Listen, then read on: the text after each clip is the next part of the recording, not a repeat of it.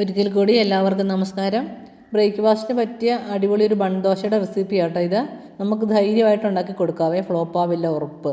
റവ കൊണ്ട് ഉപ്പുമാവ് ഉണ്ടാക്കുന്നതിനെക്കാട്ടിലും ലുക്കും ഉണ്ട്, ടേസ്റ്റും ഉണ്ട്. അപ്പം നമുക്ക് തയ്യാറാക്കാൻ നോക്കിയാലോ. അരക്കപ്പ് റവ എടുത്തിട്ടുള്ളൂ ഞാൻ. അതിൻ്റെ പകുതി അളവിൽ തേങ്ങ എടുക്കാം, തൈരും എടുക്കാം കേട്ടോ. അതുപോലെ തന്നെ ആ അളവിൽ തന്നെ അരിപ്പൊടിയും ചേർക്കാം. അപ്പോൾ നമ്മൾ റവയുടെ പകുതി അരിപ്പൊടി, തേങ്ങ, തൈര് കൂടെ ചേർത്ത് കൊടുക്കാം. എന്നിട്ട് റവയുടെ ഇരട്ടി വെള്ളം ഒഴിച്ച് നല്ല മയത്തിൽ അരച്ചെടുക്കാം കേട്ടോ. ഞാൻ അരക്കപ്പ് റവ എടുത്തേക്കുന്നത്, അപ്പോൾ 1 കപ്പ് വെള്ളം കൂടെ ചേർത്താണ് ഞാൻ അരച്ചെടുത്ത് നല്ല മയത്തിൽ അരച്ചെടുത്തത് മാറ്റി വെക്കാം. ഇനി നമുക്ക് അതിലേക്ക് ചേർക്കാനുള്ള കുറച്ച് ഇൻഗ്രീഡിയൻസ് തയ്യാറാക്കി വെക്കാം. അതിനുവേണ്ടി ഞാൻ എടുത്തേക്കുന്നത് ഒരു സവോള കൊത്തി അരിഞ്ഞത്, വേപ്പില ഒരു തണ്ട് എടുത്തിട്ടുണ്ട്, പിന്നെ ക്യാപ്സിക്കമാണ് ചെറുതായിട്ട് അരിഞ്ഞ് വെച്ചിരിക്കുന്നത്, പിന്നെ ഇത് ക്യാരറ്റ് ഒന്ന് ഗ്രേറ്റ് ചെയ്തെടുത്താൽ കേട്ടോ. നമുക്കിതൊക്കെ ഒന്ന് ഇച്ചിരി നെയ്യ് ഒഴിച്ചൊന്ന് വഴറ്റിയെടുക്കാവേ. വെളിച്ചെണ്ണ ആയാലും കുഴപ്പമില്ല, നമുക്ക് ഇഷ്ടമുള്ള ഓയിൽ ഒഴിച്ചു കൊടുക്കാം. ഈ വേപ്പിലയും ക്യാരറ്റും സവോളയൊക്കെ ഇട്ടൊന്ന് വഴറ്റിയെടുക്കാം. ഒരു ചെറിയ കഷ്ണം ഇഞ്ചിയും കൂടെ, ഒരു 1/2 ടീസ്പൂൺ ഇഞ്ചി അരിഞ്ഞതോടെ ചേർത്ത് കൊടുക്കാം. അതൊക്കെ ഒന്ന് വഴന്നതിന് ശേഷം നമ്മുടെ കാപ്സിക്കം അരിഞ്ഞതോടെ ഇട്ട് കൊടുക്കാം. പച്ചക്കറികളൊക്കെ ഒന്ന് ജസ്റ്റ് വാടിയാൽ മതി കേട്ടോ, ഒത്തിരി വേവിച്ച് കളയണ്ട. ഇനി അതൊന്ന് തണുക്കാനായിട്ട് നമുക്ക് മാറ്റി വെക്കാം. നമ്മുടെ അരച്ചു വെച്ചിരിക്കുന്ന മാവിലേക്ക് കുറച്ച് ഒരു ഞുള്ള് ബേക്കിംഗ് സോഡ ഇട്ട് കൊടുക്കാം. ആവശ്യത്തിന് ഉപ്പ് ഇട്ട് കൊടുക്കാം. നമ്മുടെ വഴറ്റി വെച്ചിരിക്കുന്ന വെജിറ്റബിൾസൊക്കെ തണുത്തുണ്ട്, അതോടെ ചേർത്ത് നമുക്ക് നല്ലവണ്ണം ഇളക്കി യോജിപ്പിക്കാം കേട്ടോ. ഇത്രയേ ഉള്ളൂ, നമ്മുടെ ബാറ്റർ റെഡി ആയിട്ടുണ്ട്. ഇനി നമുക്ക് നമ്മുടെ ഒരു അപ്പച്ചട്ടി എടുത്ത് അടുപ്പിലോട്ട് വെക്കാം.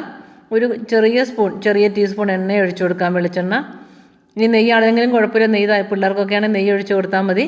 ഇനി ഇതിലേക്ക് ഒരു 2 തവി മാവങ്ങ് കോരി ഒഴിക്കുക കേട്ടോ. ഒത്തിരി കനം കൂടി പോകരുത്, തീരെ കനം കുറയാനും പാടില്ല കേട്ടോ. ഇതൊരു കറക്റ്റ് അളവാണേ. ഞാൻ ഈ ഇത്രയും മാവ് കൊണ്ട് 4 ബൺദോശ ഉണ്ടാക്കിയത് കേട്ടോ. 2 പേർക്കൊക്കെ ആണെങ്കിൽ അരക്കപ്പ് റവ ഉണ്ടെങ്കിൽ ഇഷ്ടം പോലെ ഉണ്ട് കേട്ടോ. 4 ബൺദോശ ഉണ്ടെങ്കിൽ ശരിക്കും വയറിന്നറിയാൻ മാത്രമുണ്ട്, നമുക്കത് മതിയാവും. പുളിയില്ലാത്ത തൈര് ചേർത്താൽ മതി കേട്ടോ. യോഗട്ടാണ് ഞാൻ ചേർത്തേക്കുന്നത്. യോഗട്ടാണെങ്കിലും കുഴപ്പമില്ല. തൈരാകുമ്പം ചിലപ്പം ചെറിയ പുളിരസമൊക്കെ ഉണ്ടാവുമല്ലോ, അപ്പോൾ യോഗട്ടാകുമ്പോൾ അങ്ങനെ പുളിരസം ഉണ്ടാവില്ലല്ലോ. യോഗട്ട് ചേർക്കുമായിരിക്കും നല്ലത്. അപ്പം എല്ലാവർക്കും ഇഷ്ടപ്പെട്ടെന്ന് വിചാരിക്കുന്നു. ഇതിപ്പം ബ്രേക്ക്ഫാസ്റ്റ് ആയിട്ടോ വൈകുന്നേരം ചായക്ക് കടിയൊന്നും ഇല്ലാത്തപ്പോൾ അങ്ങനെയോ എങ്ങനെ വേണം തയ്യാറാക്കി എടുക്കാം.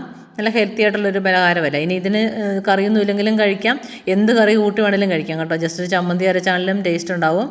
ചൂടോട് കൂടിയാണെങ്കിൽ പ്രത്യേകിച്ച് കറിയൊന്നും വേണ്ട, നമുക്ക് ചായക്കടിയായിട്ടാണെങ്കിലും ഉണ്ടാക്കി കഴിക്കാം കേട്ടോ.